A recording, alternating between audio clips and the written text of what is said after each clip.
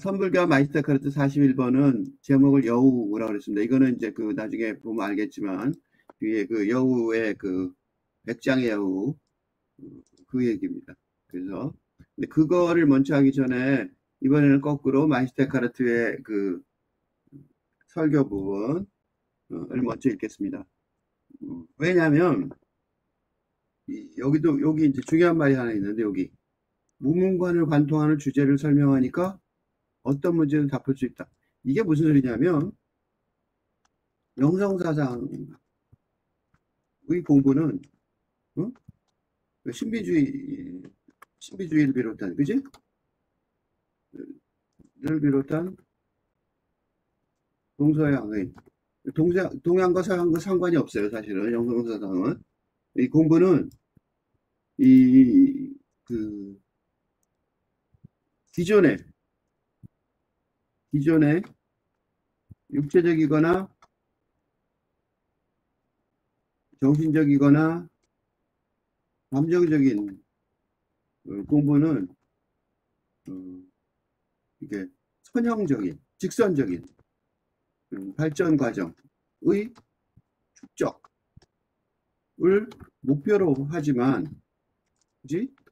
보통 우리 공부한 다음 이게 공부 1학년, 2학년 예를 들면 이게 뭐냐면 예를 들면 기존의 공부는 뭐냐면 초등학교에서 중등학 과정으로 그리고 대학교로 진학하는 등 해야 하는 등 선형적인 발전 과정의 축적 양상을 목표로 하는 거죠. 쌓이는 거죠. 공부해갖고 그게 점점 쌓인단 말이에요. 그지? 그걸 목표로 하지만 이 영성사상의 공부는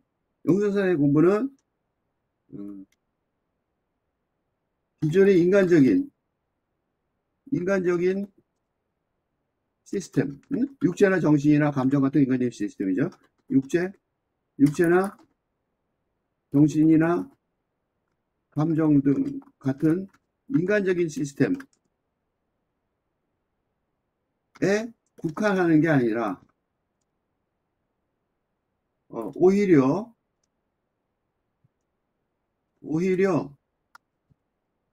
그런 인간적인 시스템을 초월하여 아공에, 그치? 맨날 내가 말한 아공이죠. 자아를 벗어나는 거죠. 이 아공의 상태를 통해 신성, 불성과 합일, 유니티가 되는 것이 목표이므로, 그죠? 영선생 공부는 이게 목표란 말이에요. 그러니까 그 보통의 공부, 우리가 보통 말하는 공부한다, 학습한다. 그럴 때는 계속해서 쌓여서 공부한다고 생각하잖아요. 그렇지만 이거는 이 영성사상의 공부는 도노, 즉 벼랑간 깨달음, 즉 순식간에 인간 세계에서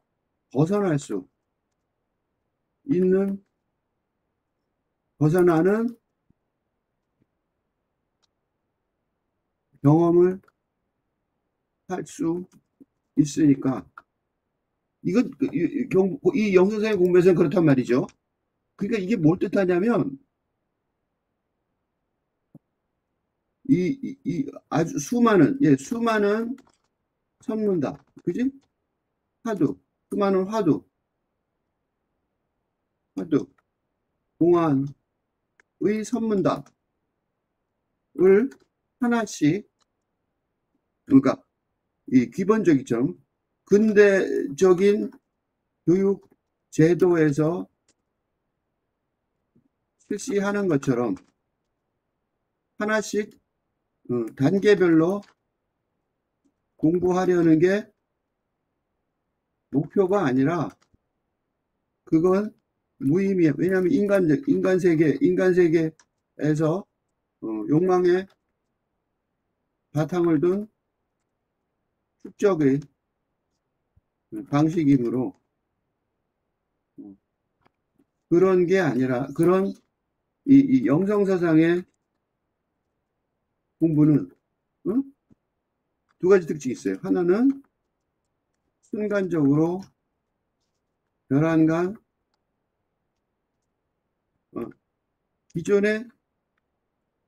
기존의 학습 능력과 무관하다. 왜냐면 이러면 이게 누가 있냐면 대표적인 게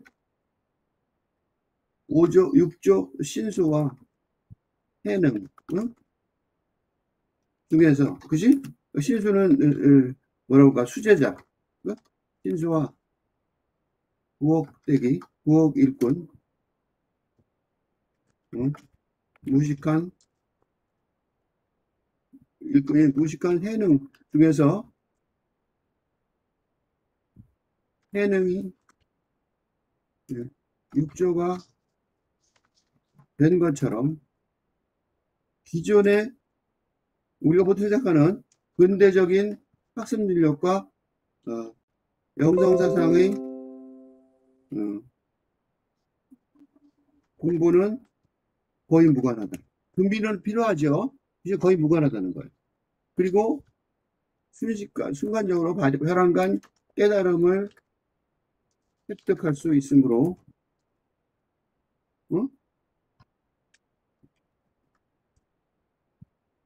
이런 깨침의 순간 이전까지는 교학, 공부하는 거죠.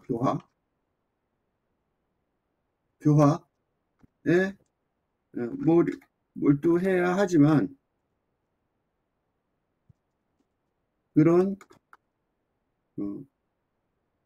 학교 방식의 공부는 그저 준비 운동에 불과할 뿐이라는 거예요. 특징이 그래요. 그러니까 공부 차분히 앉아서 공부 그게 불임 문자가 그러니까 이건 뭐냐면 이거는 분리 문자가 나올 수 없는 거죠. 분리 문자 교학에 분명하지만 그거는 그저 분리 문자 진리를 알기 위한 깨치기 위한 안다는 말은 그냥 못 쓴단 말이에요. 그래서 깨치기예요. 준비 운동에 불과할 뿐이다. 그죠? 그래서 그러니까 이 깨친다는 거는 깨친다는 것 그건 신성 불성과의 순간적인 도노적 합일의 경험이므로 깨친다는 건 도노적 합일의 경험이므로 여러 번 반복해서 경험할 필요가 없으며 물론 그런 경우도 있겠지만 한 번의 경험만으로도 모든 진리를 관통하는 지혜를 얻을 수 있다는 것. 그러니까 답이 몇 개가 아니야. 하나야, 답은. 쉽게 말하면 답은 하나예요. 그러니까 영성의 공부의 특징은 내가 지금 여러 가지로 굉장히 300개나 넘게 했지만 300개 넘게 한 게 하나하나 다 해서 끝까지 가야 공부가 된다는 게 아니에요. 그게 참 오해할지 몰라서 말해주는 거예요. 그러니까 이 기존에 나 이거 그 불교 잘 모르는데 그 그리스도교 신부주의 잘 모르는데 그거 책 사서 공부해야 되나? 그렇지 않단 말이죠. 그렇잖아요. 그런 공부가 물론 필요해요. 예, 그저 뭐 어떻게 다른 건 모르니까 공부를 해야 되죠. 근데 사실은 그거 별로 중요하지 않은 말이죠. 그거는 이제 준비 운동에 가깝단 말이에요. 왜냐하면 이 깨친다는 거는 본어적인 합의래요. 순간적으로, 그지? 벼랑간 깨닫는 거니까. 그리고 그 깨달은 진리는 뭐, 공부할 때는 수학 공부하고 국어 공부하고 다르잖아요? 여기서는 그게 다 관통의 하나란 말이죠. 어? 관통되게 하나로 돼 있으니까, 그지? 그러니까 그 하나만 이해하면 된단 말이에요. 그게 이거예요. 무문관을 관통하는 주제. 이거예요. 무문관을 관통하는 주제가 있어요. 그러니까 어떤 문제는 다 풀 수 있는 거죠. 한 문제만 풀면. 옆에 뭐가 생각되냐면, 음, 한 문제만, 어쩌면, 어? 에크하르트의 신비주의만 이해하더라도, 어, 불교하고 관계없는 거죠. 어쩌면, 천불교의 지혜와 관련이 없어 보여요. 에크하의 신비주의만 진짜로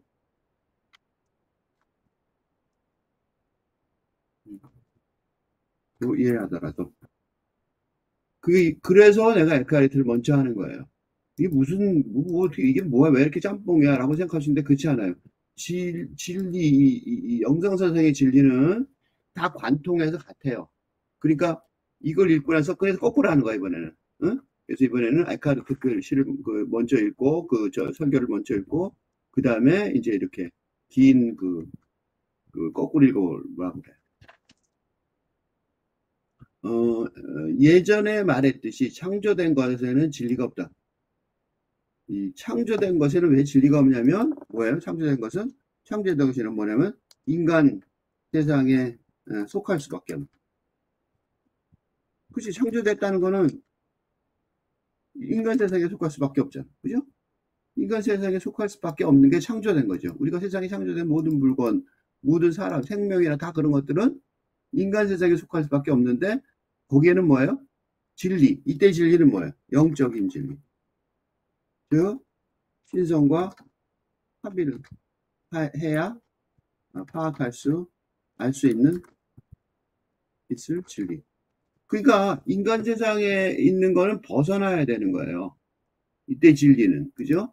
그러니까 지금 마이스터가 에카르트가 말하는 진리는 이 신성과 합의를 할 수 있는 그런 영적인 진리란 말이에요. 그죠? 그러니까 다른 진리, 뭐 과학의 진리 이런 거 상관없는 거예요. 그지? 그러니까 다시 말해서 육체, 정신과 감정의 차원에서의 진리가 있을 수 있지만, 응? 응? 에크하르트가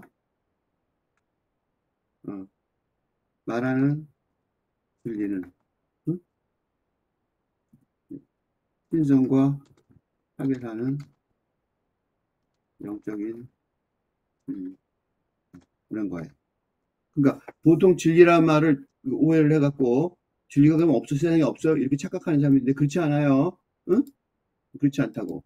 그 이게 뭐냐면 어떤 게 있냐면 예수님을 이제 예수님을 이제 뭐라 공경에 빠뜨리려고 그 로마에서 발행된 돈을 보여주면서 어, 어떻게 해야 되느냐 하고 보여주면서 예수에게 질문했을 때 어? 가이사의 것은 가이사의 것은 로마 황제죠. 로마 황제 꼭 새겨져 있겠죠. 동전에 카이사의 것은 카이사에게로라는 명쾌한 답변을 해주셨는데 이는 어? 로마라는 어, 인간계의 진리와 질서를 예수가 말하고 있지 않다는 점을 지적한다. 그죠? 예수는 영적 진리를 말하고 있는 거란 말이죠. 그래서 결국 이 오해 때문에 바로 이런 대중의 오해 때문에 예수가 십자가의 십자가의 처형을 당하게 되지만 예수가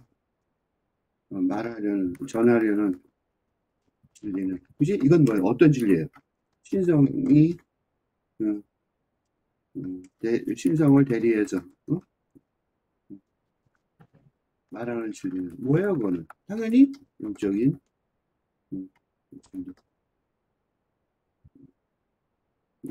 진리이다. 그죠? 그러니까 영적으로 창조된 존재를 초월하는 그러니까 영적으로 창조된 존재를 초월하는 뭐가 있다. 영원에 창조된 존재를 초월하는 뭐가 있다. 무슨 소리냐면 창조된 존재를 초월하는 뭔가.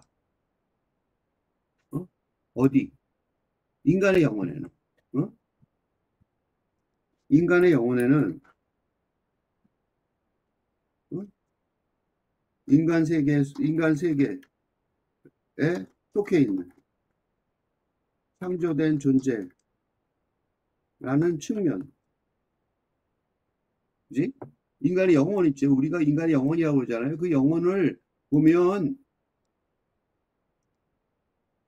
인간의 영혼이라는 걸 보면 인간 세계에 대해 현재는 존재라는 측면을 넘어서는 또 다른 차원이 있다는 것을 부인할 수 없다는 것. 그래서 영혼은 영혼 소울이라고 그러죠. 소울은 혼, 영, 스피릿이 육체에 깃들여 있는 형태를 말합니다. 그런데 인간은 죽을 운명의 이기에, 즉 결국 육체와 정신과 감정은 사라지고 영만 남을 것이기에, 그지? 영성사상은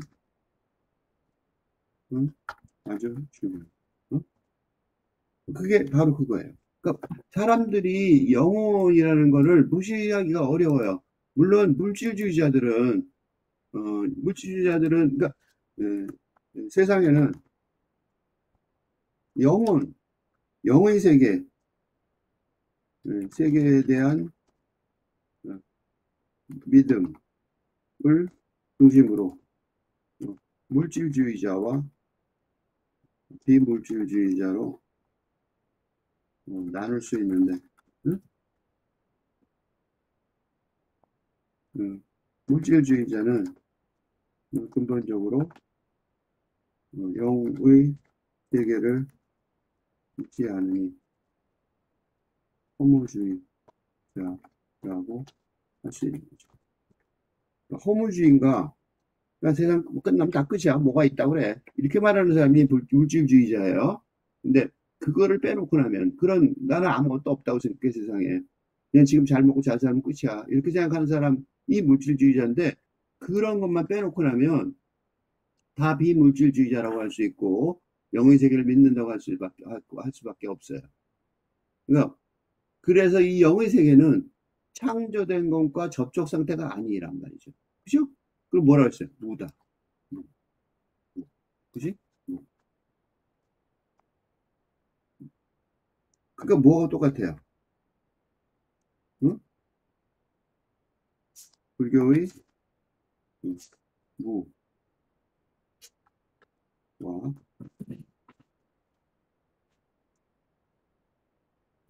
동일한 그리스도교의 영성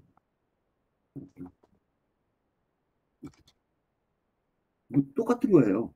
창조된 것과 접촉 상태가 아니면 무다라고 말한 거는 불교나 그리스도교는 똑같아요. 그래서 바로 이런 점에서 동서양의 영성사상은 근본적으로 일치한다고, 같다고 볼 수 있고, 볼 수 있으니, 지금 하고 있는 혼불교와 마이스터, 그리스도교, 신비주의, 마이스터 에크하르트의 영성사상이, 응? 지금 하고 있듯이, 영성사상을 1대1로 대응하여 비교할 수 있게 되는 것이. 그죠? 그래서 그러는 거야. 그래서 내가 두 개를 이렇게 비교하는 거예요. 그 두 개가 똑같아요. 똑같아. 그러니까 이쪽 갖고 저쪽 설명하고 저쪽 갖고 이쪽 설명하고. 응? 뭐가 같고 그리스도 영성상은 똑같아요. 응? 창조된 것과 접촉 상태가 아니면 무의다. 불교 얘기예요. 그냥. 그러니까 순수하고 광대하고 깨끗한 존재일지라도 무슨 소리냐면 인간 세상 속에서 인간 세상의 기준으로 볼 때 순수해 광활하다 그러죠. 세상이 광활하다. 응? 깨끗하다. 이렇게 아무리 말해도 소용이 없는 거죠. 응? 그건 다 뭐예요? 그리고 그렇게 깨끗한 존재, 인간 존재에도 소용없고, 어? 인간과 연결되어 있지만, 꿈과도 연결되어 있는 천사라고 할지라도. 그래도 안 된다. 이것도 안 돼요. 천사도 안 돼요. 접촉조차 하지 못한다. 뭐와? 무하고, 그죠? 접촉조차 하지 못하니까. 신성의 본성과 비슷하다. 신성. 이때 신성은 내가 계속 얘기한 거예요. 응? 신의 성. 그치? 신성의 본성이 이거란 말이죠. 응? 신성을, 이 마이스터 카르트, 요거 때문에 이제 마이스터 카르트가 좀 사실은, 성부성자, 성령의 삼위일체, 인간신, 응? 그죠? 인격신이죠. 응? 특징을 갖는데, 응? 위를 통합하는 신성의 개념을 강조하는 것이 에카르트의 사상의 핵심. 그러니까 인격신이라는 게 이게 사람처럼 하는 신이죠. 그죠? 인격신이란 말이 되게 중요한 말이죠. 인격신이란 말이 되게 중요한 말이에요. 그러니까 사람처럼 우리가 기도하는 것도 그 사람이 사람 같으니까 기도하는 거잖아요. 그죠? 의인화한 신이에요. 그래서 그러니까 아버지 성부죠. 성스러운 아버지 성부. 그다음에 성스러운 아들 성자. 그치? 맞죠? 그다음에 신성의 아버지와 아들의 정신. 이게 성령이죠. 이래서 이 세계에 같다는 거예요. 근데 이 같은 하나가 뭐냐? 그게 이제 그걸 강조하는 게 이제 에카르트예요. 근데 이렇게 말하면 요 에카르트의 이 신성의 개념을 말하면 사람들이 교황은 어떻게 돼요? 여기 아버지 비슷하죠? 교황 체제가 어떻게 되겠어요? 핵심이며 교황 중심의 가톨릭 체제에서 공개적으로 박해를 받아. 그로 인해 받았지만 에크하르트 생전에는 그의 이론에 반론을 너무 올바른 이론이니까 올바른 이론에 반론을 제대로 제기하지 못하다가 그의 사후에 그의 영향력 걱정하라. 왜냐면 그의 신성사상이 삼위일체를 포괄하는 신성사상이 주류가 된다면 교황을 중심으로 하는 교회 제도가 무의미해지니까 무의미해질 수도 있으니까 에크하르트의 영향력을 막으려고 이곳저곳 에크하르트의 설교의 이곳저곳 작은 부분들을 모아 신성모독의 혐의가 있다. 선언하였다. 그랬어요. 그래서 그로 인해 에크하르트에 관한 가톨릭 내부의 연구가 아주 부실하며 교회의 분야에서는 그의 존재를 우리 사상의 필요성을 제대로 파악하지 못한 채 지금까지 내려오고 있다. 그래서요, 에크하르트 학회가 있는데 웃겨요. 학자들의 모임이 아니에요.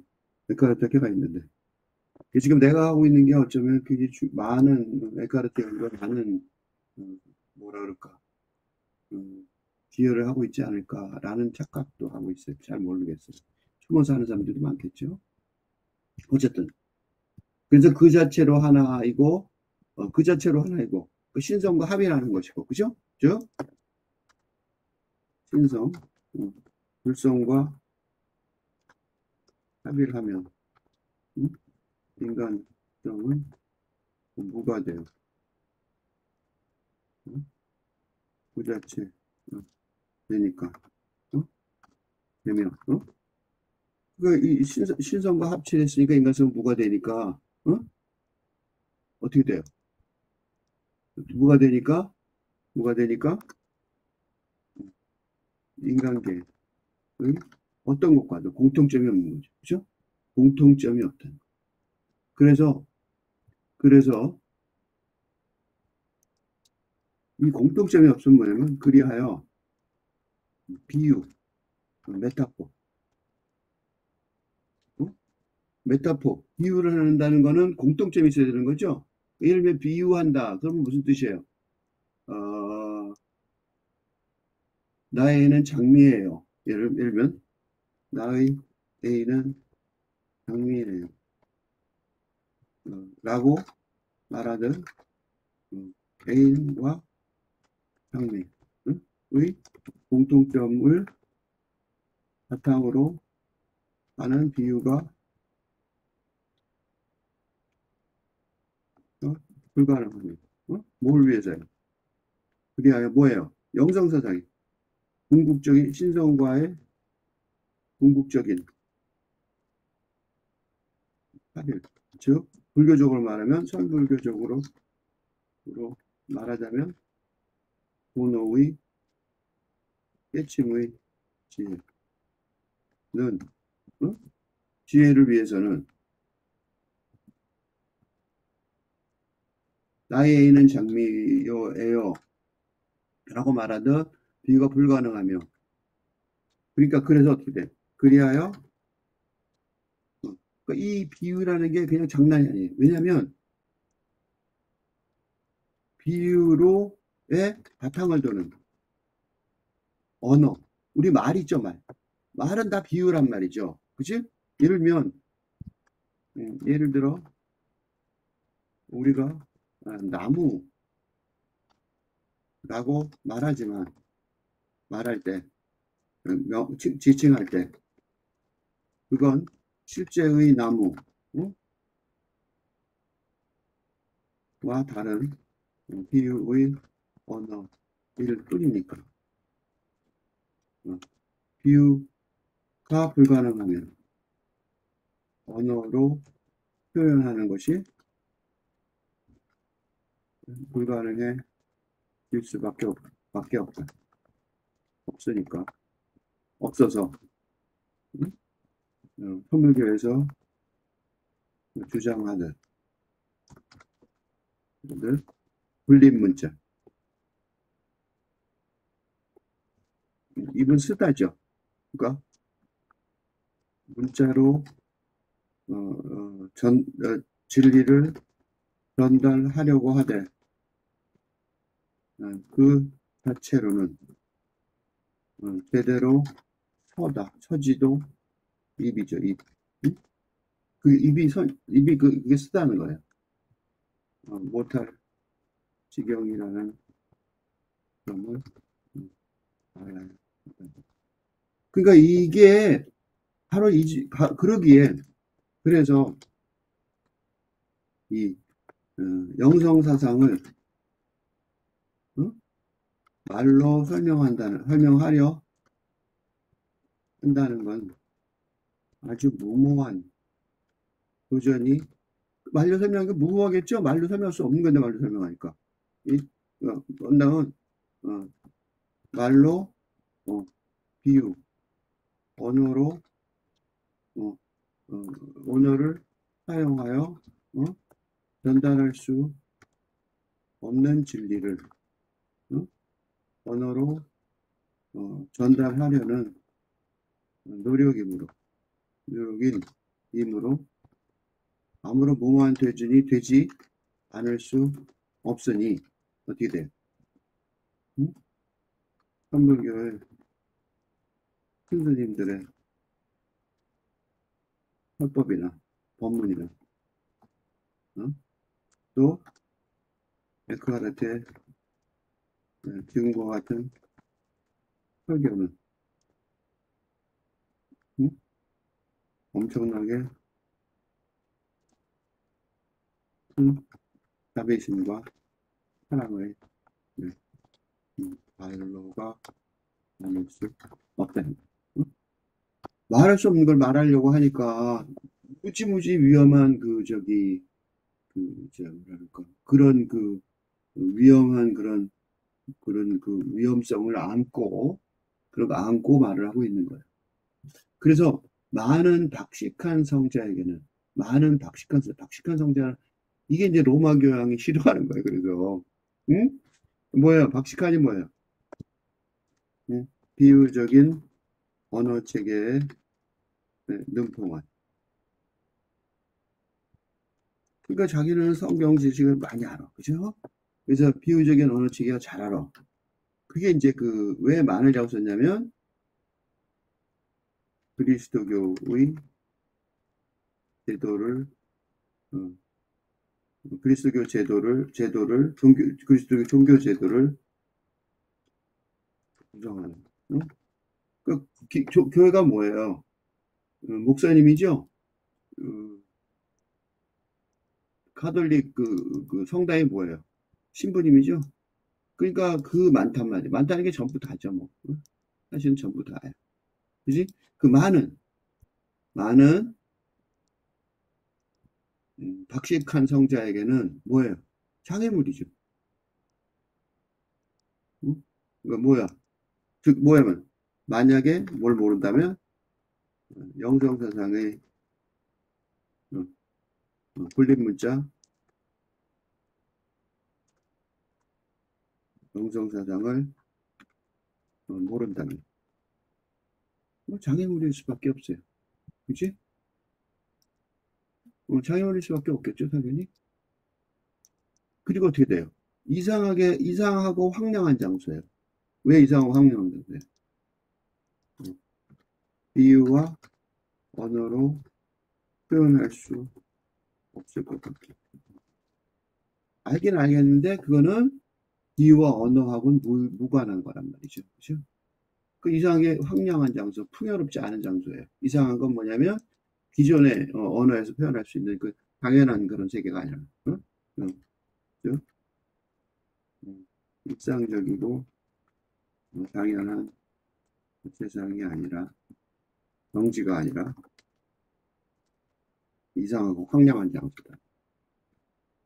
그러니까 이름의 소유자라기보다 이름의 소유자가 뭐예요? 목사님, 스님, 그지? 그러니까 종교제도의 소속, 종교제도에 소속해 있는 목사, 스님이나 신부 등 명칭으로 알려져 있는 그런 거 안 중요한 거죠, 그러니까. 그지? 그런 게 별로 중요하지 않다는 것. 그지? 그런 이름의 소유자라는 거는 별로 안 중요하단 말이야. 차라리 뭐예요? 이름이 없습니다. 이름이 없어요. 부를 수가 없어요. 차라리 이름이 없어가 아니라 뭐냐면 영성사상의 사상가는 응? 인간 세계의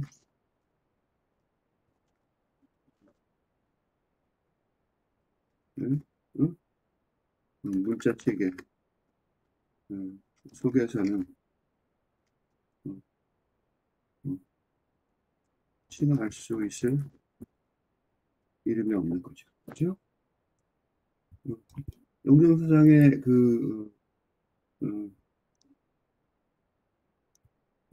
영성사상에 관은 그러니까 인간 세계 속에서 칭할 수 있는 그지? 이름이 없어요. 그게 어떻게 돼요? 알려졌다기보다 알려지지 않았다. 그러니까 사람들 속에서 알려지기를 원하는 사람들이 참 많은데 허영이 그죠? 명예욕이죠, 그죠? 그렇지만 이 영성사상가는 인간 세계 속 세상에서 명성을 얻는 것보다 신성 엽성과의 차별이라는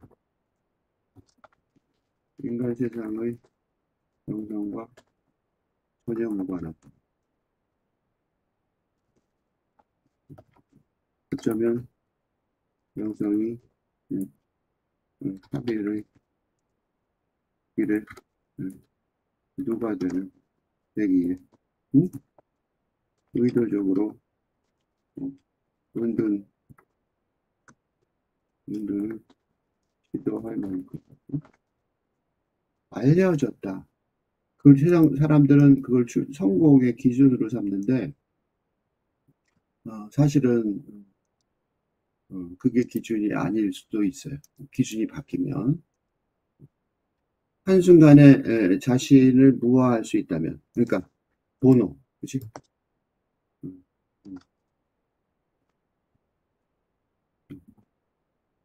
벼랑간 깨달음 벼랑간 깨달으면 응?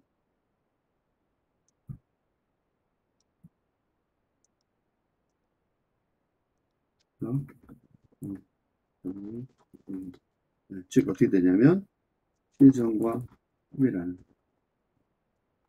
영성의 지혜에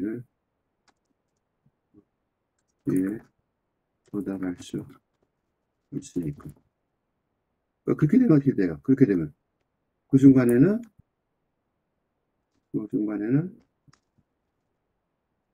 당연히 말씀 아범의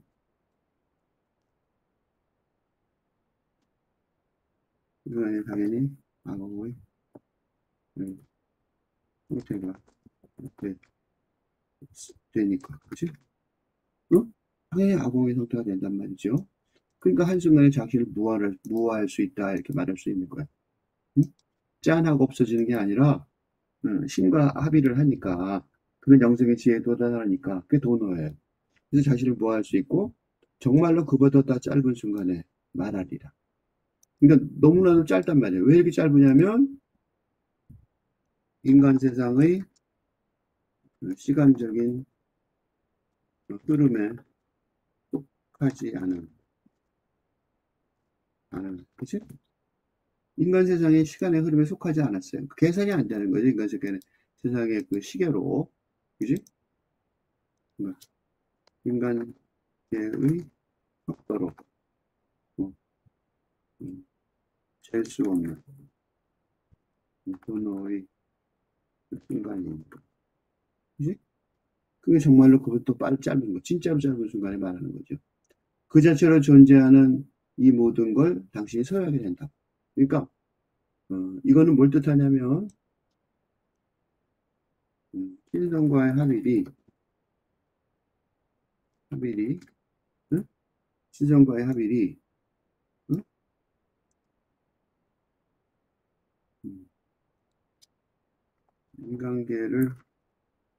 인간의 차원을 초월하는 일이기는 하지만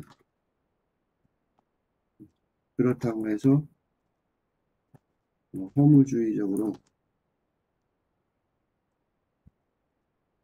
공허하기 이를 데 없는 무의 상태가 되는 게 아니라 응? 그게 아니에요. 이게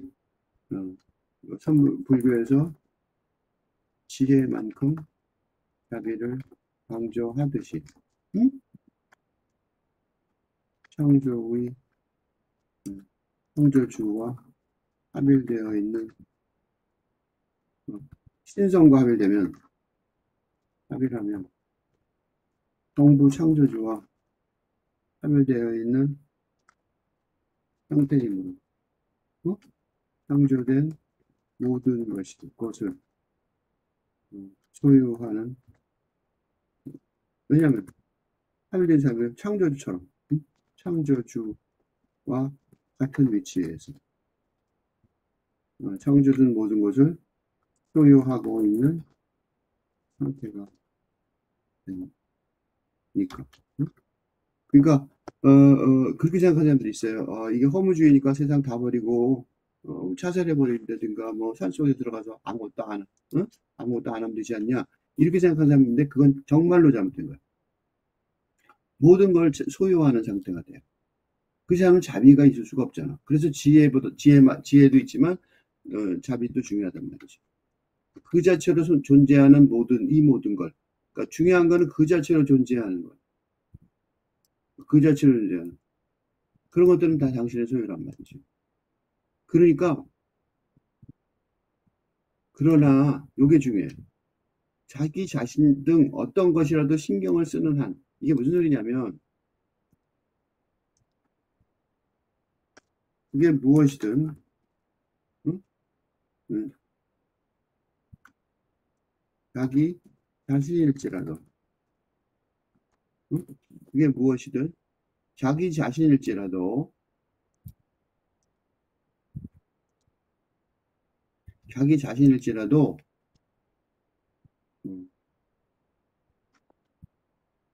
신성과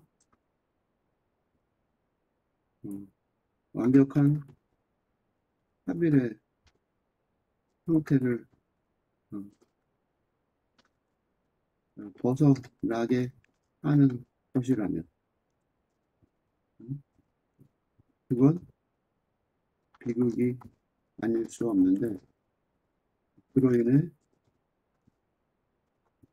신과의 합일 상태가 깨지기 때문입니다. 이게 불교에서는 뭐가 되냐면 그 선불교에서는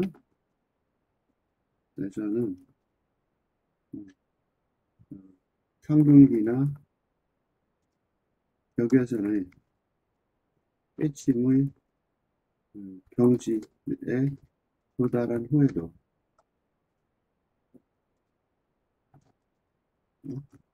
육조 현행이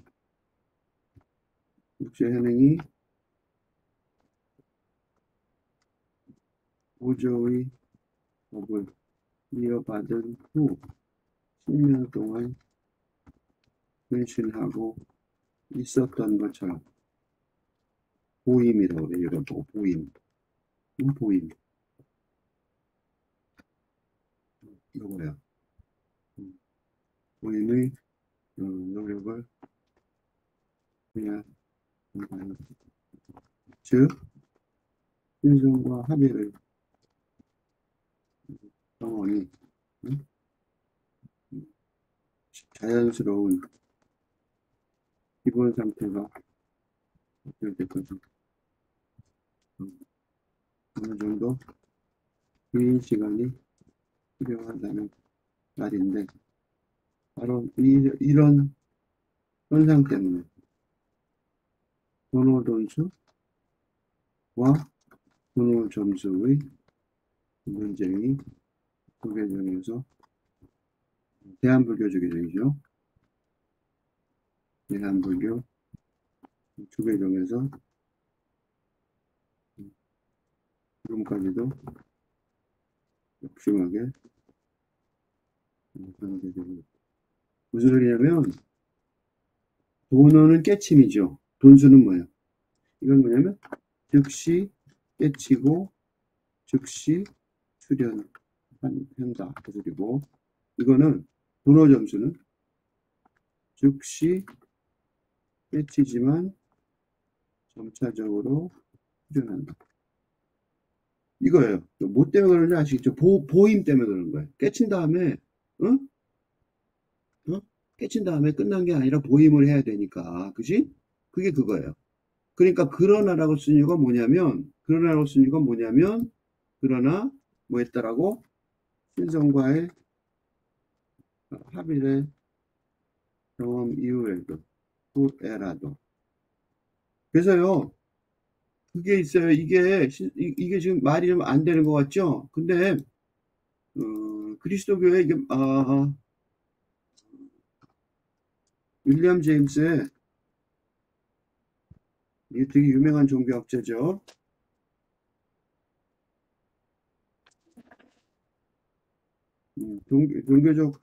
종교적 경험의 다양성이라는 음, 이런 저서에서 어, 그러니까 영적 경험이 예? 놀라운 영적 경험 이후에도 타락하거나 그 경험의 수준을 계속 유지하지 못하는 그런 수많은 사례가 되듯이 응? 자기 자신도 어떤 것이라도 신경 쓰는 한 그러니까 마찬가지란 말이죠. 그래서 음, 내 입이 색깔을 모르고 내 눈이 맛을 모르는 것보다 당연히 모르는 거지. 그죠? 입이 어떻게 색깔 알고 눈이 어떻게 맛을 알겠어요. 그지? 당신이 신을 더 모르게 된다. 아는 것 같았는데. 그지? 뭐냐면 무슨 소리냐면 신성과의 합일 경험으로 당신이 신을 아주 잘 알게 되었다고 생각했을지도 모르지만 신을 모르게 된다. 응? 그 신성과의 합일이 끝나는 어떤 일시적인 도노의 순간, 깨침의 순간이 있었다 그러더라도 자기 자신도 어떤 것이라도 신경을 쓰면 다시 모르게 된다는 거. 그 신이 뭔지 모르거나 분별하지 못해요. 그 무식의 상태로 다시 돌아가는 거. 응? 무식의 상태로 다시 돌아가는 거. 그래서 이거는 그러니까 지금 이 얘기는 뭐냐면 이 얘기는 뭐냐면 깨친 스님들 얘기죠. 그래서 이 백장의 여유가 그런 거야. 그러니까 백장의 여유 무문관 제2칙의 백장의 여유는 백장 화상이 큰 스님이죠. 백장 큰 스님이 많은 대중에게 설법할 때마다 항상 어떤 노인이 한 사람이 와서 함께 법문을 들었어요. 그는 대중에 물러가면 같이 물러가곤 했는데 어느 날은 물러가지 않았단 말이죠. 그래서 화상이 그 큰 스님이 노인한테 물어봐요. 내 앞에 서 있는 그대는 누구신가? 그러니까 노인이 말해요. 예, 저는 사람이 아닙니다. 어? 이게 뭐냐면 이 말 하면 무슨 이런 꿈 같은 뭐 무슨 무당이야? 근데 일면 고급 종교, 음, 천불교든 고급 종교는 그 내부에 음? 무당의 모랄론등 음? 저급 종교의 음? 종교를 포, 월 포함하고 있다는 거. 그러니까 고급 종교가 옛날 이렇게 그렇게 착각하는 사람들이 있어요. 무당을 버리고 뭐 선불교만 믿어야 돼. 그렇지 않아요. 예를 들면 사찰에 삼신각이 포함되어 있듯이. 삼신각은 뭐예요? 어, 산신령, 삼신 할머니 모시는 대웅보전이 있는 대웅전이 있는 석가모니 의 대웅전이 있는 사찰. 삼신령 산신령인 삼신 할머니를 모시는 삼신각이 있어요. 진짜로 삼신각 많아요, 그죠? 가보시면 삼신각 꼭 있죠, 절마다. 그 선불교 등 고급 종교 내부에 응? 어, 그, 그 내부에 무당의 무랄론 등 저급 종교를 포함하고 있어요. 그러니까 왜냐하면 왜 그래요? 왜냐하면 응? 영성 사상의 차원에서 응? 모두가 응? 같은 영역 속에 있기 때문에 그죠? 그래서 이게 이상하면 그리스도교로 보면 이상하죠? 그러면 그리스도교 예수의 미친 사람의 속에서 어? 귀신이 나와 수많은 돼지의 몸속으로 들어가 그 돼지들이 절벽에서 뛰어내려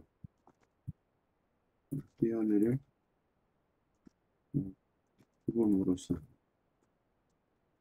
그 사람이 광기에서 벗어나게 된 일화에서 예수의 일화죠. 는 예수의 일화에서도 드러나는 사실. 예수님도 무당하고 관계가 없지 않았단 말이죠. 응? 그 당시 다 그랬을 거 아니에요. 다 그런 미신이 있었단 말이죠. 그러니까 저는 사람이 아닙니다. 이제 놀라 자빠지면 안 된다고. 응? 영성사상하고 같은 면에서 서로 대화가 되는 응? 대화가 되는 그런 상황이란 말이죠.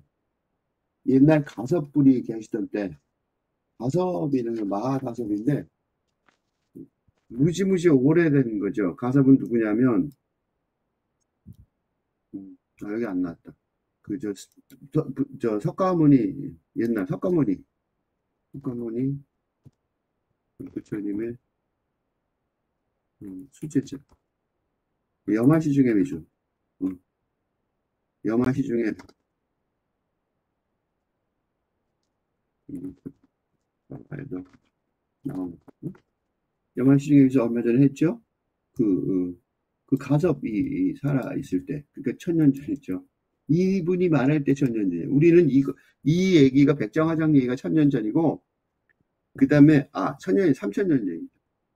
그러니까 그러니까 그 우리가 천년 전에 이 얘기 자체가 일화 자체가 근데 이제 이 사람은 그 몇천 년 전에 가섭이 계실 때 이 산에 머물던 사람인 거예요. 옛날에 사람이었어. 옛날에 사람이었는데 윤회의 과정을 거쳐서 음, 과정 속에서 인과의 응과 응보의 결과로 어? 인과응보 결과죠. 윤회 과정 속에서 잘하면, 이거 한번 얘기했던 것 같은데, 과정 속에서 인과응보의 결과로, 만약 윤회의 틀에서 벗어나면 빼친 사람 신의 경지에 올라가지만 그렇지 못하면 티베트 사자의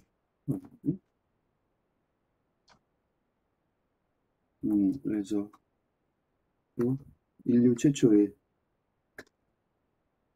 종교적인 티베트 사자에서도 지적하듯이 7749조 7번에 7가지의 관계 또 재탄생 하는데 제일 좋은 것은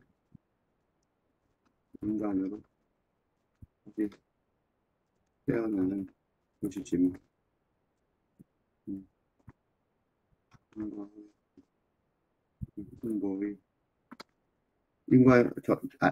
인과응보라는 게 자기가 한 일이죠. 그거의 대가죠. 인과응보 한자로 써볼게요. 이게 다 한자라서 미안해요. 근데 이걸 많이 쓰는 말이죠. 그러니까 과거 또는 전생의 선악의 인연에 따라서 뒷날 기륭화복의 가품을 받게 되는 말. 그게 인과응보예요.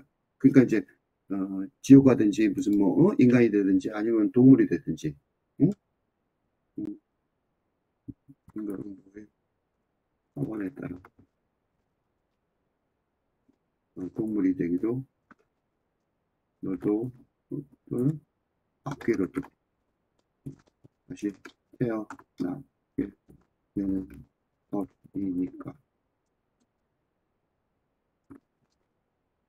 그 자기가 가섭불이 있을 때 있죠. 그때 그냥 사람이 아니라 뭐냐면 격에서 그러니까 학인이 나에게 와서 물었다 그랬죠. 학인이 나에게 와서 물었다는 거예요. 학인이 어느 날 학인이 나에게 와서 뭐라고 물었습니다. 라고 말했잖아요. 그러니까 이거는 학인은 학은기예요. 그치? 아공을 목표로 공부하던 학은기의 승려가 이런 뜻이에요. 학은기 승려가. 그러니까 학인이 그러니까 공부를 자기는 그거 학은기 아니에요. 그러니까 누구란 말이죠? 이 사람은 중군기예요. 나 그러니까 아공의 단계를 벗어나서 복공의 길을 찾으려는 중군기나 황군기의 승려. 그러니까 이제 물어보겠죠. 스승 노릇을 할 수 있거든요. 중국이만 돼도. 그러니까 이제 물어본 거예요. 뭐라고 물어봤냐면 수행을 잘하는 사람도 인과에 떨어집니까? 인과라는 게 뭐야? 인과라는 게 이 인연, 그죠? 이거 인과. 원인과 결과, 업보. 그지? 선악의 업에 따라 그에 당한 과보를 받는 인과예요. 그죠? 인과.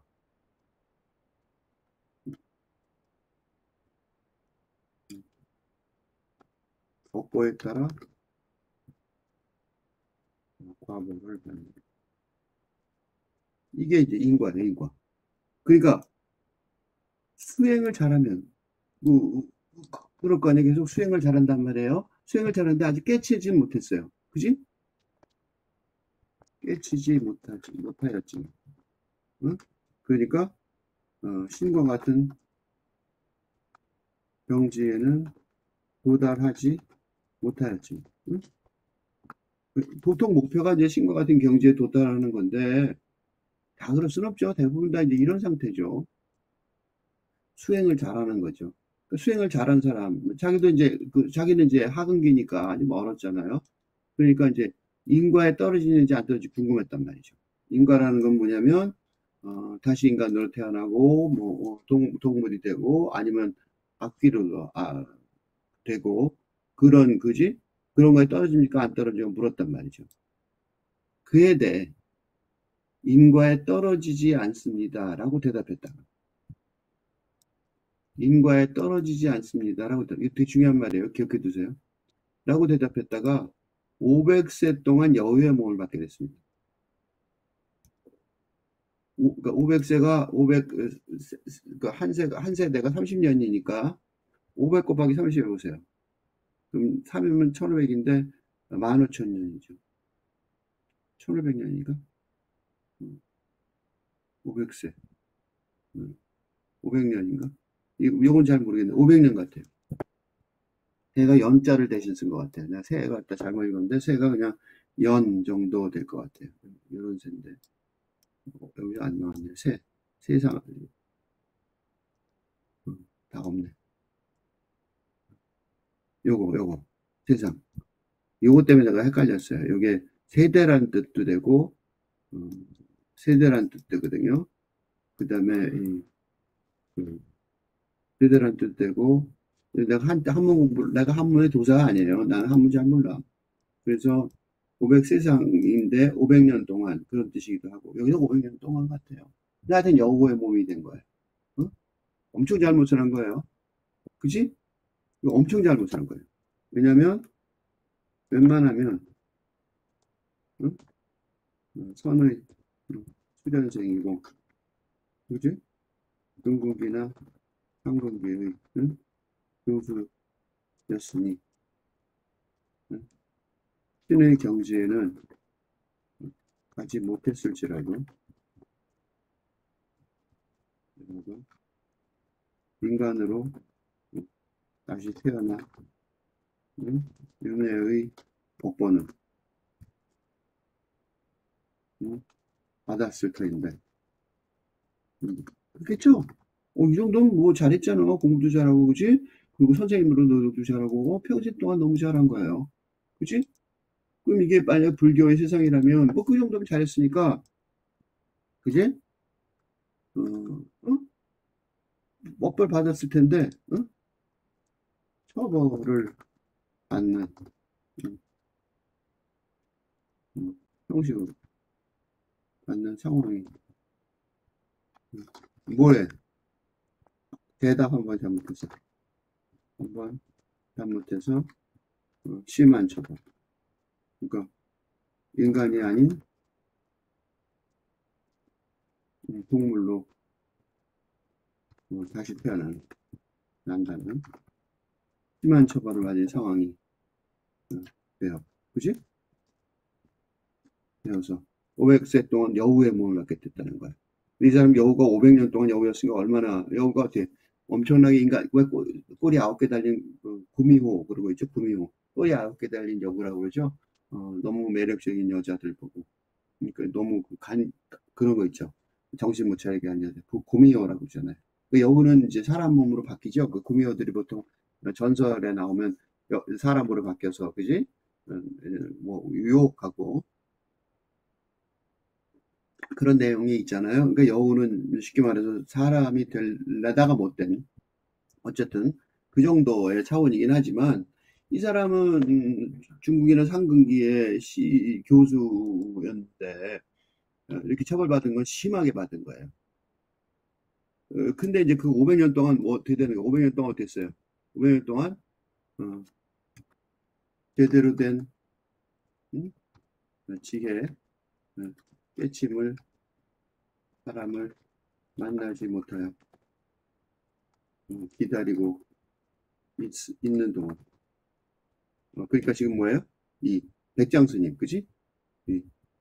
즉 드디어 백장 스님을 만날 수 있게 되기 전까지, 그지? 뭐 어떻게 진리를 알아야 옮겨갈 텐데 죽어서도 그러니까 이건 뭐 뜻하냐면 영성 사상의 수련은 영의 수련이니까. 영정사상의 수련은 뭐 사람의 수련이 아니잖아요. 응? 영의 수련이니까. 응? 살아있는 동안에는 응? 육체를 입은 영, 즉 영혼의 수련이니까 죽은 뒤에도 죽은 후에도 이 수련은 계속 되어야 하니까. 그래서 계속해서 기다리고 있었던 거예요. 그래서 이제 드디어 대답을 물어볼 때 이 내가 잘못한 거 인과에 떨어지지 않습니다. 나는 뭘 잘못했는지 모르지만 하여튼 잘못한 거를 이제 물어볼 수가 있게 됐어요. 그래서 지금 화상께 간청하고 진짜 간절하게 청하는 거지. 저를 대신하여 크게 전환이 일어날 수 있는 말씀. 깨친 말씀이죠. 저를 대신하여 뭐요? 자기는 모르니까. 500년 동안 참고했어도 모르겠으니까 왜 모를 것 같아요? 왜 모르냐면 기존의 사고방식 내에서 아무리 개선과 개혁을 하더라도 진리, 영적 진리를 인간 세계의 내부에서는 찾을 수 없으니까.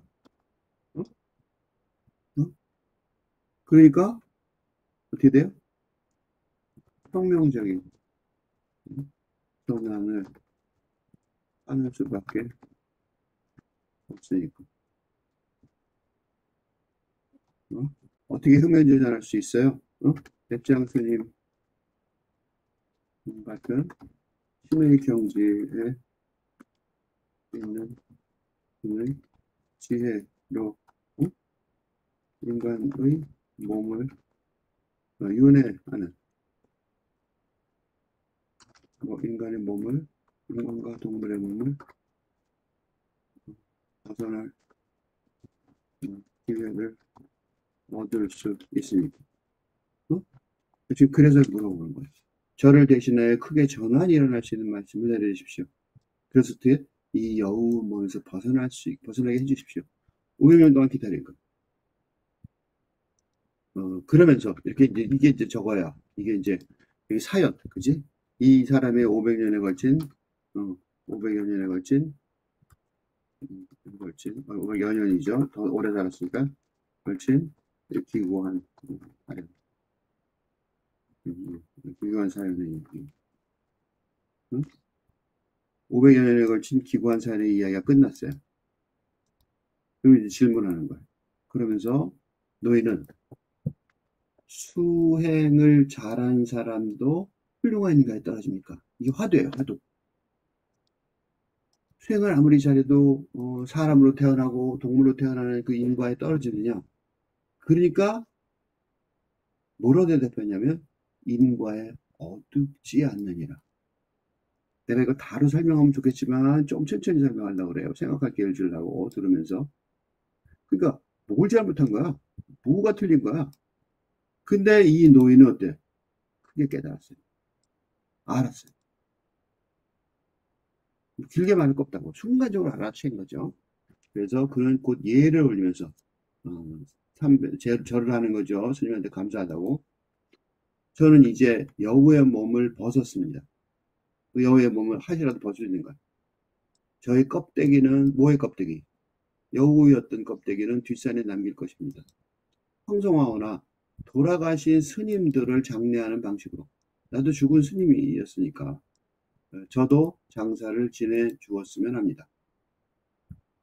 그러니까 이 화상이 윤화를 시켜. 윤화가 누구냐면 누구예요? 누군가? 요건데 말하자면 관리자죠. 백추를 쳐. 백추는 그거예요. 여기 없는데 이게 불교 도구예요. 종 같은 도구예요. 종은 아니고.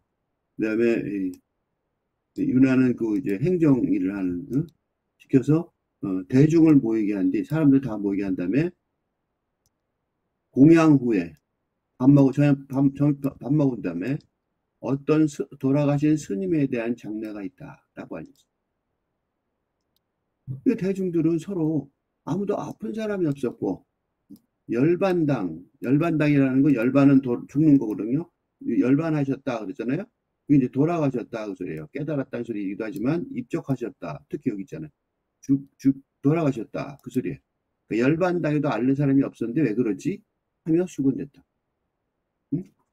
근데 공양이 끝나자 화상은 대중을 데리고 뒷산 바위 밑에 가서 작대기로 죽은 여와 한 마디를 끄집어냈다. 그리고 스님 장례하듯 다비를 했다. 다비가 뭐냐면 불 태워 죽이는 거예요. 다비. 요거 한자 말이에요. 요거 불 태우는 거죠. 응? 응. 다비. 화장. 응? 그러니까 옛날에 지금은 아니지만 옛날에는 스님들이 장례식장이 없었을 거 아니에요. 그 다비식을 했어요. 그 절에 가보면요 쓰레기장 있지만 그게 사실은 다비장, 다비를 하는 곳이에요. 근데 요새는 그렇게 안 하고 큰 스님 하면 이제 절 마당에다가 장작을 잔뜩 쌓아놓고 거기서 태우죠. 그게 장례가 그 다비예요, 다비. 저녁무렵의 화상은 상당하여 상당은 뭐냐면 음, 요거예요. 그 올라갔다는 소리예요. 저기 그 법상에 올라간 상당이라는 게 뭐냐면 설교단, 설교단. 그러니까 보통 이 앉은 데서 하는 게 아니라 좀 높죠, 설교하는 곳이. 그걸 보고 상은 위로 올라가는 거니까.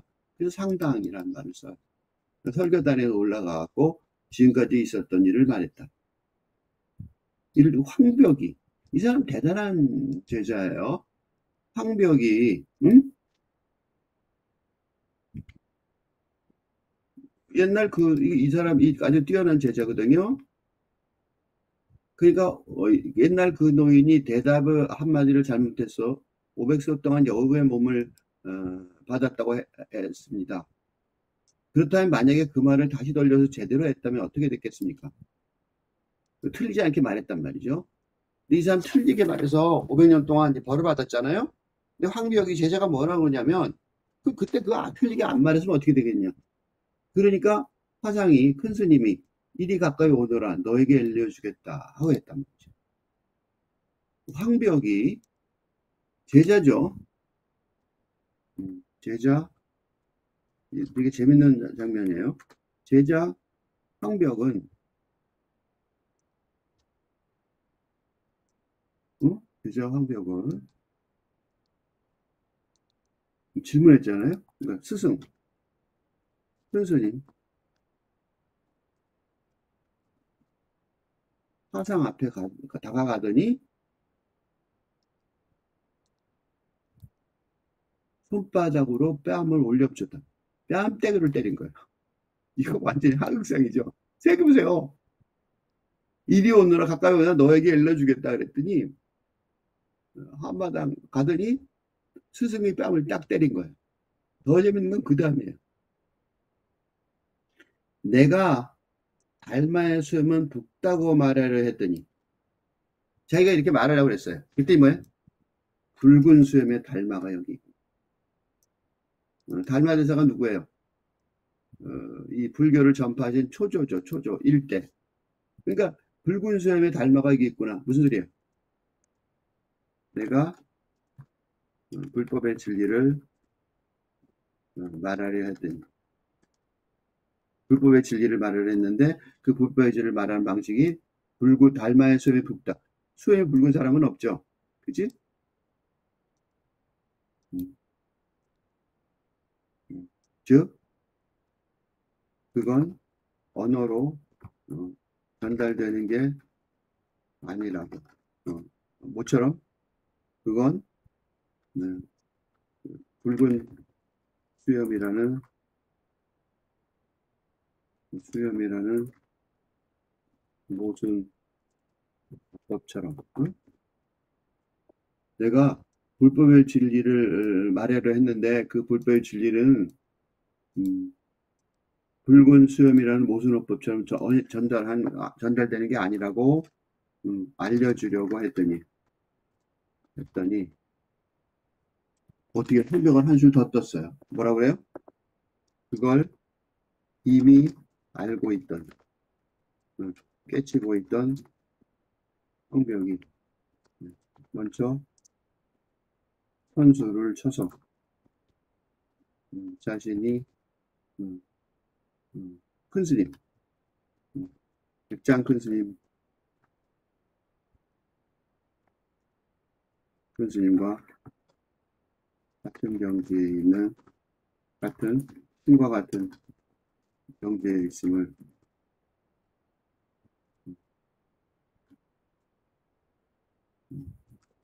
그 스승의 뺨을 때림으로써 확인, 응? 준다. 그러니까 이는 선불교 전통에서 아주 유명한 백장 스님이, 응? 황벽 스님이 굉장히 유명하거든요. 응? 거칠기도 하지만, 응? 백장 스님에게서 후계자, 또 인정받는, 응? 전등, 전등이라고 그러죠. 이런 거고, 전등, 또 빚을 이어받는 거죠. 전등, 그죠? 전등, 응?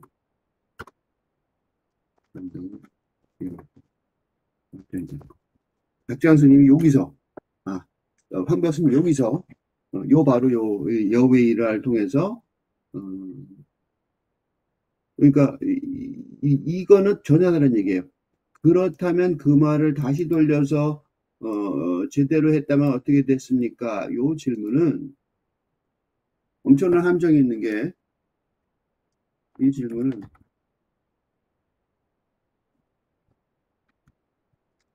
여우가 된 스님의 이야기가 아니라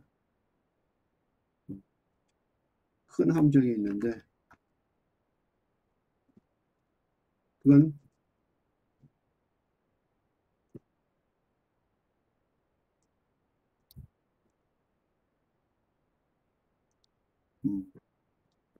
언어의 방식으로 진리를 표현하는 정답, 진리를 표현하는 길이 있다고 믿는 전제를 의미함으로 아무리 여우가 된 스님에게는 그 정답이 여우의 몸을 걷는 깨침의 순간이었겠지만 지금 음, 어, 오랜 수천 년 오랜 세월 뒤의 후학들이 말한다면 그저 풀린 문자의 의미를 언어로 설명하고 해석하려는 시도일 뿐이다는 것. 즉, 이런 질문은 언어 일체만이 진리로 갈 수 가는 길이라는 잘못된 전제를 깔고 있으니 야단을 맞아야 할 수 있는 것이다. 그래서 백장 화상 스승이 혼을 내주려고 가까이 오라고 말했는데, 응? 백장 스승의 뜻을 보다 아는, 그러니까 백장 스승과 같은 신의 경지에 있는 성벽을 백장이 하려던 것을 거꾸로 스승에게 드린. 그로 인해 백장은 성벽이 자신과 같은 신의 경지에 있어 조계종의 성도교의 달마롭대요지. 그래서 달매기가 나오는 거예요. 이어지는 성도교의 정통을 이어받을 자격이 있으면 선포하게 돼. 그죠? 그 달마란 말이 나오는 게 그 이유가 있어요. 달마의 수염, 붉은 수염의 달마. 이거 왜 나오냐면 달마 스님의 그 선불계 전통을 이어받는다 그 소리예요. 응? 불매인과 대신 불락인과.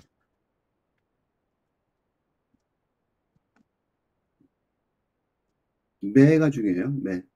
어두컴컴하다. 불락인과. 불락인과. 보시면 유명한 말이 한자 다 있죠. 그러니까 불매인과라는 말은 여기서 중요한 말은 매예요. 그러니까 인과에 어둡지 않다. 이렇게 말해야 되는데 이거 대신에 불락인과, 응? 인과에 락은 떨어지다죠. 떨어지지 않는다라고 대답합니다. 그러니까 불매인가라고 대답했어야 되는데 불락인가라고 대답하면, 응? 그 순수하고 깨끗한 스님이죠. 이 스님 이상한 스님 아니에요. 그러니까 인간적인 차원에서 볼 때, 차원에서 볼 때 뭐 모자랄 바가 없는, 모자랄 바가 없는. 어? 순수하고 깨끗한, 나 인간적으로 참 잘 살았어. 다 소용없어요. 어? 모자랄 바가 없는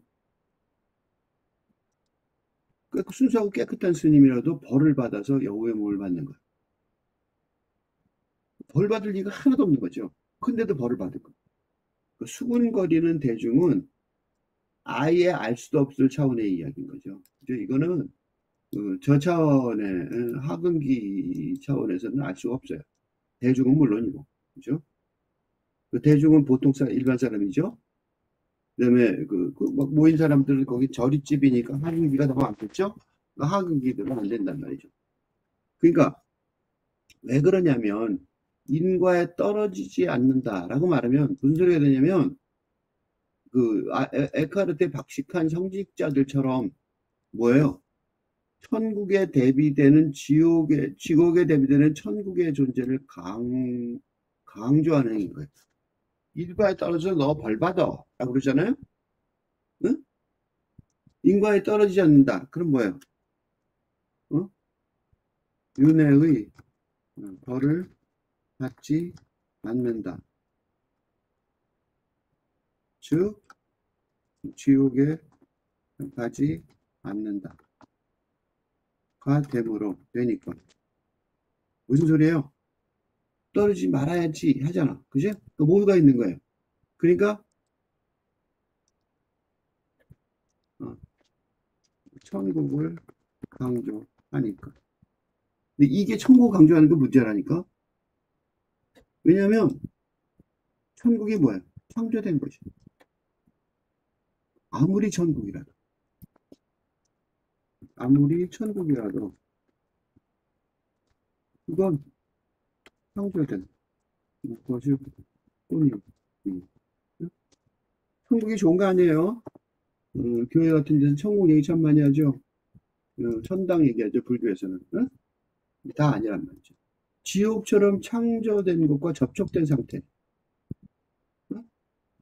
창조된 것이고 창조된 것과 접촉된 상태란 말이죠. 천국이나 지옥 다 마찬가지예요. 그러니까 어떻게 해요? 그곳엔 진리가 없어요. 무슨 진리가 없어요? 그곳에는 신과 합이라는 영적 진리의 자리가 없어요. 영적 진리가 있을 수 있는 자리가 진리의 자리, 장소가 없다는 거. 인간 세계하고 연결되어 있는 거라서 창조된 것, 그거는 그게 무엇이든 간에, 그러니까 천사도 마찬가지지. 천사가 아니라니까. 그러니까 알려지지 않은 것이 아니죠. 영적인 세계는 알려지지 않은 건데 알려져 있는. 그리고 이름이 없다기보다 이름을 소유하고 있어요. 그러니까 뭐야? 결국 함정이야. 함정. 왜 함정이 돼요? 자기 자신을 무로 만들지 못하기 때문에. 그러니까 천국에 간다고 대답하면 너 지옥 갈까 걱정이지 괜찮아. 천국에 가. 인과에 떨어지지 않는단 말이니 그 뭐 벌 받아야 되는 거야. 500세 동안 영구의 몸을 받아야 되는 거란 말이죠. 그러니까 인과에 근데 대답 중에 인과에 어둡지 않다. 이 말은 뭐냐면 인과라는 게 뭔지를 아는 거예요. 그죠? 인과로 인한 윤회의 원리를 알고는 있지만 알고는 있어야 돼요. 모르면 안 되는 거죠. 그러니까 인과를 어둡지 않다. 그런 일이 있을 수 있어라고 알고 있는 거예요. 이건 되게 중요해요. 왜냐하면 그래야 누구누구의 업보에 따른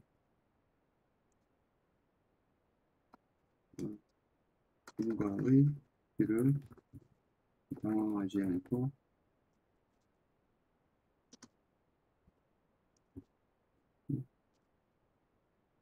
따를 것입니다. 근데 그 인과에 어둡지 않은 사람들은 보통 사람이나 그렇게 태어날 가능성이 많죠. 자, 다시. 응? 이건 내가 뭐 사람 태어난다고 말할 수는 없어요. 이건 잘 몰라요. 아무도. 하지만, 뭐, 악귀로 태어나진 않겠죠. 인과가 뭔지 알고 있는 사람이. 응? 그래서, 인과에 어둡지 않은,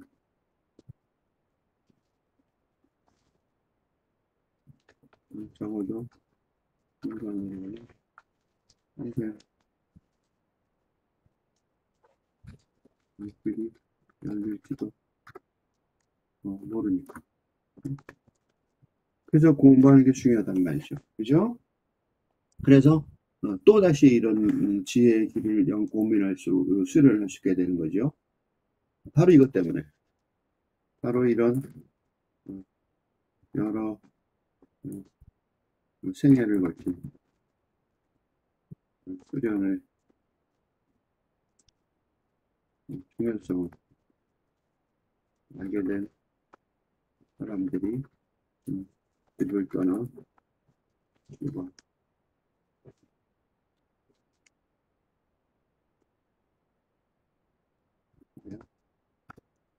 스님이 네.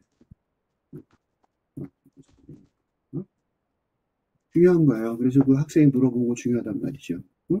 그 사람한테 이 얘기를 제대로 해줘야 되는 거예요. 떨어지지 않는다. 정말 너 수련하면 천국 갈 거야. 이건 아니라고. 왜냐하면 인과에 어둡지 않다라는 말을 하면 무슨 소리예요? 매 순간 자신을 무로 만드는데 노력하지 않을 수가 없어요. 그치? 왜요? 인과의 응보, 업보의 사태를, 사례를 알고 있으니 응?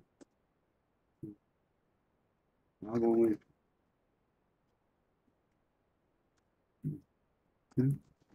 자체를 뭐,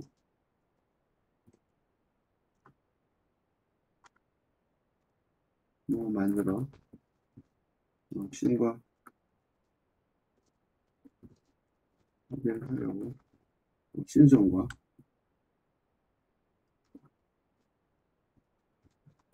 매 순간 학생이 노력할 테니 노력하면서 어떻게 해요? 그 외에 다른 것은 신경을 쓰지 않게 되는 거죠. 이게 맞는 답이죠. 그러니까 그죠?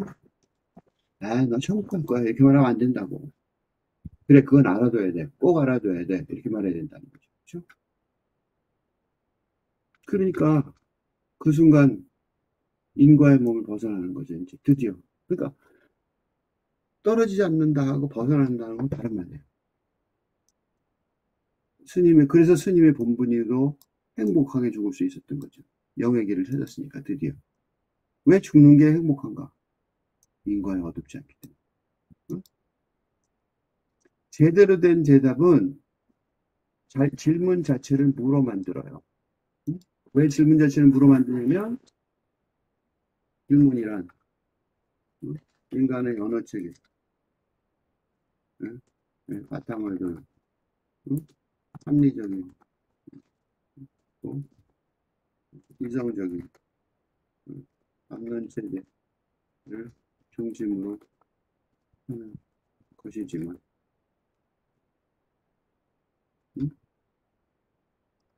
사실 영적 질문은 그런 차원이 아니라 그런 인간적인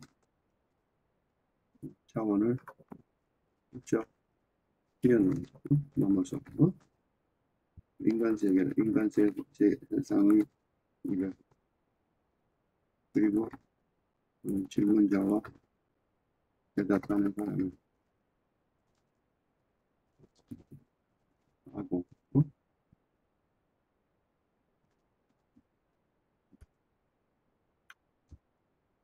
그 영혼으로 인도하는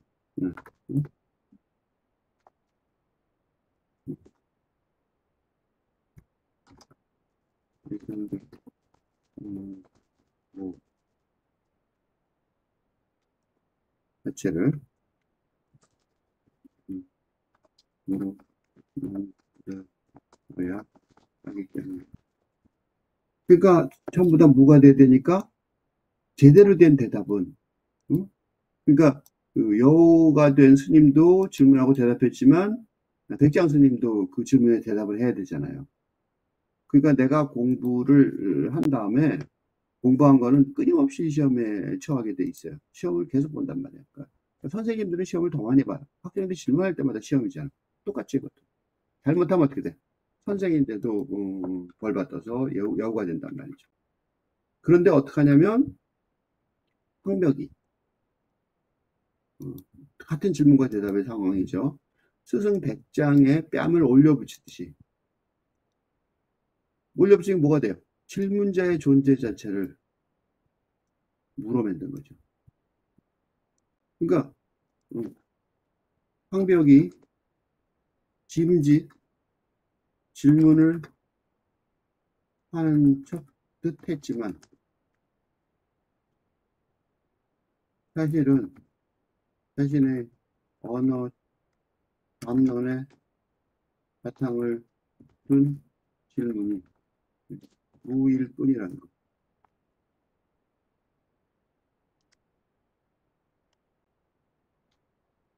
일 뿐임을 너무나도 잘 알기에. 질문을 하긴 했지만 그거는 그냥 스승님한테 내가 이게 잘 알아요 하고 내가 이만큼 공부했어요 하고 말하느라고 질문한 거지 진짜 질문한 건 아니란 말이에요. 그러니까 질문자의 존재 자체를 어떻게 만들어야 돼? 누구로 만들어야 되는 거죠. 그 뺨을 맞는 스승이 어때요? 기뻐해요. 그치? 내가 달마의 수염을 붓다고 말하려 했더니 붉은 수염의 달마가 여기에 있구나. 왜? 달마의 붉은 수염을 말하려는 스승보다 누가 더 높아요? 붉은 숲의 달마가 돼버린 제자가 더 대단하다. 어떻게 돼? 뺨을 맞은 게 문제가 아니죠. 기뻐하겠죠. 어? 청출을 하는 상황이에요. 어? 스승은 달마의 붉은 수염을 말하려고 했단 말이죠. 했는데 달마의 여기 있구나. 어? 그 백장은 말로 하려고 설명하려고 했는데 황벽은 그냥 붉은 수염의 달마 자체가 돼버린 거. 그러니까 둘 다 신의 경지이긴 하지만 제자는 말하려는 스승보다 더 대단한 신인 거죠.